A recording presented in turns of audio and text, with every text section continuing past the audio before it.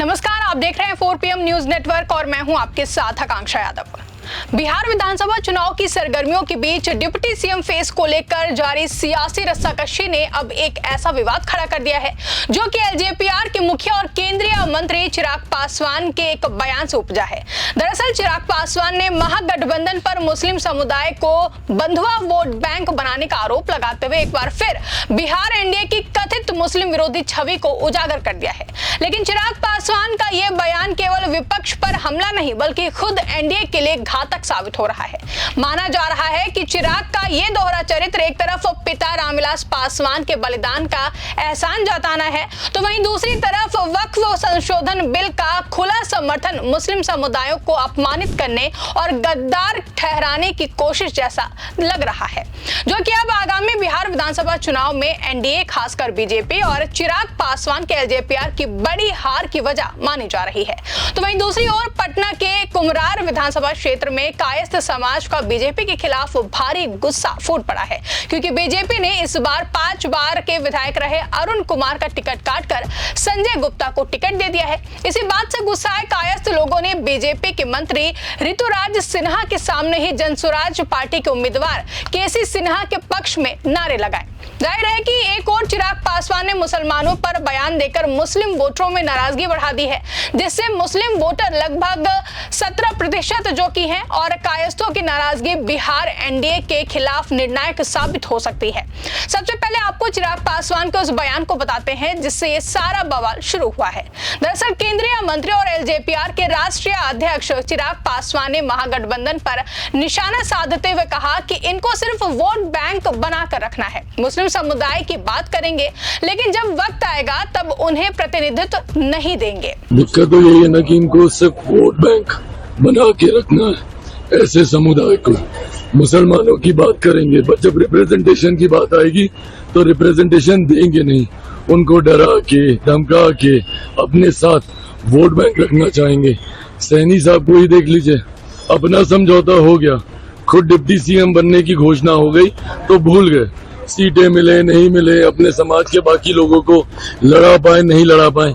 ये सिर्फ अपनी व्यक्तिगत महत्वाकांक्षाओं की लड़ाई महागठबंधन के घटक दल लड़ रहे हैं। इसके साथ ही चिराग पासवान ने सोशल मीडिया प्लेटफॉर्म एक्स पर एक पोस्ट करते हुए लिखा कि 2005 में मेरे नेता मेरे पिता स्वर्गीय रामविलास पासवान जी ने मुस्लिम मुख्यमंत्री बनाने के लिए अपनी पार्टी तक कुर्बान कर दी थी, तब भी आपने उनका साथ नहीं दिया। राजद 2005 में भी मुस्लिम मुख्यमंत्री के लिए तैयार नहीं था, आज 2025 में भी ना मुस्लिम मुख्यमंत्री देने को तैयार है और ना ही उप मुख्यमंत्री। अगर आप बंधुआ वोट बैंक बनकर रहेंगे तो सम्मान और भागीदारी कैसे मिलेगी? अपने इस बयान से चिराग ने न केवल आरजेडी पर वोट बैंक पॉलिटिक्स का आरोप लगाया बल्कि मुस्लिम समुदाय को अप्रत्यक्ष रूप से एहसान फरामोश और गद्दार करार दिया है। आपको बता दें कि बिहार चुनाव जब से लगातार आया है सामने, जब से तारीखों का ऐलान हुआ है तब से चुनावी सरगर्मियां तेज हो चुकी हैं। 2005 के संदर्भ को बार बार दोहराते हुए उन्होंने रामविलास पासवान की कुर्बानी का जिक्र किया, जो कि मुसलमानों को ये याद दिलाने की कोशिश लगता है कि उनके पिता रामविलास पासवान ने तो मुसलमानों के लिए बहुत कुछ किया लेकिन मुसलमानों ने उनका साथ नहीं दिया। लेकिन अगर बड़ी विडंबना की बात करें तो वो ये है कि पीएम मोदी के हनुमान कहे जाने वाले चिराग पासवान शायद ये भूल गए हैं कि खुद इसी साल अप्रैल में संसद में वक्फ संशोधन बिल का उन्होंने समर्थन किया है, जिसे मुस्लिम संगठनों ने मुस्लिम समुदाय के हितों पर सीधा हमला करार दिया है। उस दौरान चिराग पासवान ने कहा था कि वक्फ बिल में किए गए संशोधन पारदर्शिता को लाने के लिए सकारात्मक है, हमारी पार्टी इसका समर्थन करती है। सोच समझकर पार्टी ने वक्फ का समर्थन किया है। यह बिल वक्फ संपत्तियों के प्रबंधन में केंद्रीय हस्तक्षेप बढ़ाता है, जो कि मुसलमानों के बीच अपमान और धार्मिक स्वायत्तता पर आघात का प्रतीक बन चुका है।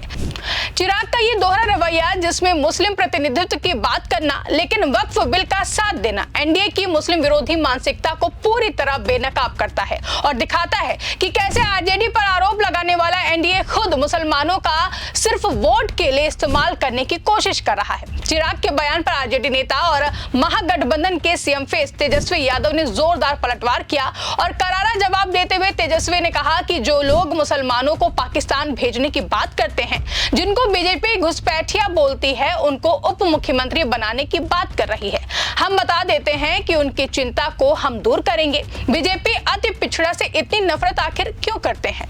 तेजस्वी का यह बयान सीधे एनडीए पर सवाल खड़ा करता है, खासकर जब महागठबंधन ने विकासशील इंसान पार्टी यानी कि वीआईपी के मुकेश सहनी को डिप्टी सीएम फेस बनाया है। मुकेश सहनी जो कि निषाद अति पिछड़ा वर्ग समुदाय से आते हैं, वो एनडीए की सोशल इंजीनियरिंग पर करारा प्रहार है। तेजस्वी ने जोर देकर कहा कि बीजेपी ईबीसी समाज से नफरत करती है क्योंकि मुकेश सहनी उसी समुदाय से आते हैं। बता दें कि महागठबंधन ने 23 अक्टूबर को तेजस्वी यादव को सीएम और मुकेश सहनी को डिप्टी सीएम फेस घोषित किया है, जो कि एबीसी और निषाद वोट बैंक जो कि लगभग 12 से 15% है, उसे मजबूत करने की एक तगड़ी रणनीति है। लेकिन चिराग का बयान इस कदम को मुस्लिम बहिष्कार के रूप में दर्शाता है। बीजेपी ने मुकेश सहनी के नाम पर सवाल उठाए, उन्हें महाभूल बताते हुए कहा कि इससे महागठबंधन का एमवाई यानी कि मुस्लिम यादव वोट बैंक टूट जाएगा, जिस पर तेजस्वी ने पलटवार करते हुए कहा कि एनडीए ने कभी संयुक्त प्रेस कॉन्फ्रेंस नहीं की, नीतीश कुमार को सीएम फेस घोषित नहीं किया है, बीजेपी बिहार के साथ अन्याय कर रही है। तेजस्वी यादव का यह बयान बीजेपी की एनडीए में वर्चस्व की राजनीति को उजागर करता है, जहां नीतीश कुमार को उपयोगी सहयोगी तो माना जाता है, लेकिन शायद अगला सीएम नहीं माना जाता। वहीं चिराग पासवान का मुस्लिमों को एहसान जताने वाला बयान वक्फ बिल के समर्थन के संदर्भ में और भी ज्यादा खतरनाक लगता है। अप्रैल 2025 में संसद से पारित वक्फ संशोधन बिल ने मुस्लिम समुदाय में गुस्सा भड़का दिया है। चिराग ने कहा था कि बिल पारदर्शिता लाने के लिए सकारात्मक है, लेकिन मुस्लिम संगठनों ने इसे धार्मिक संपत्तियों पर सरकारी कब्जे की साजिश बताया। यह बिल एनडीए की कथित मुस्लिम विरोधी छवि को मजबूत करता है। बता दें कि बिहार में मुस्लिम आबादी 17% है और 2020 के चुनावों की बात करें तो उस चुनाव में महागठबंधन को 80% मुस्लिम वोट मिले थे। वहीं वक्फ बिल के समर्थन से जेडीयू और एलजेपीआर को बड़ा झटका लगा था। अब तक जेडीयू से 5 मुस्लिम नेता इस्तीफा दे चुके हैं। वहीं अब चिराग का बयान इस अपमान को और गहराता है, जहां मुसलमानों को वोट बैंक तो कहा जाता है, लेकिन प्रतिनिधित्व और सम्मान से वंचित रखा जाता है, जिसे लेकर कहा तो यह भी जा रहा है कि चिराग का एहसान जताना उनके पिता रामविलास पासवान की विरासत का अपमान है। ये मुसलमानों को गद्दार ठहराने की कोशिश है, जो एनडीए को चुनाव में महंगा पड़ेगा। एक और मुसलमानों में नाराजगी है तो दूसरी ओर बीजेपी का टिकट कटवाने से कायस्थों की नाराजगी देखने को मिली, जिसके चलते एनडीए को मुसलमानों के अलावा कायस्थ समुदाय से भी झटका लगा है। दरअसल पटना के कुम्हरार विधानसभा क्षेत्र में बीजेपी ने कायस्थ उम्मीदवार और 5 बार के विधायक अरुण कुमार का टिकट काटकर संजय गुप्ता को चुना है, जिससे कायस्थों में भारी आक्रोश फैल गया। बीते कल बीजेपी के राष्ट्रीय मंत्री ऋतुराज सिन्हा के सामने ही कायस्थों ने जनसुराज के उम्मीदवार प्रोफेसर केसी सिन्हा के समर्थन में नारेबाजी की और बीजेपी के खिलाफ खुला गुस्सा जाहिर किया है। जहां कायस्थ जो कि परंपरागत रूप से बीजेपी के कोर वोटर रहे हैं, अब सोशल इंजीनियरिंग की भेंट चढ़ते हुए दिखाई दे रहे हैं। बता दें कि प्रोफेसर केसी सिन्हा जो कि एक प्रसिद्ध गणितज्ञ और जनसुराज के उम्मीदवार हैं, जिन्हें कायस्थ समाज ने अपना समर्थन दे दिया। कायस्थों की ये नाराजगी न केवल कुम्हरार बल्कि पूरे पटना जिले में भी फैल सकती है, जहां कायस्थ वोट निर्णायक है। कायस्थ संगठनों ने बीजेपी पर जातिगत भेदभाव का आरोप लगाया है, जो एनडीए की सामाजिक न्याय की छवि को धक्का पहुंचा रहा है। जबकि चिराग पासवान की ये भूल यानी कि मुसलमानों का एहसान जताना, वक्फ बिल का समर्थन और मुकेश सहनी पर हमला एनडीए के लिए आगामी चुनाव में घातक साबित हो सकती है। बिहार चुनाव 6 और 11 नवंबर को 2 चरणों में होंगे और 14 नवंबर को नतीजे सामने आएंगे। महागठबंधन ने तेजस्वी के नेतृत्व में सामाजिक न्याय का नारा दिया है, जबकि एनडीए की छवि वोट बैंक पॉलिटिक्स और समुदाय विरोधी नीतियों से प्रभावित हो रही है। एक सर्वे के अनुसार मुस्लिम वोटों में 80% महागठबंधन की ओर मुस्लिम वोट हैं, जहां वक्फ बिल ने इसे 90% तक पहुंचा दिया है। कायस्थ नाराजगी से पटना की 10 से 12 सीटें प्रभावित हो सकती हैं।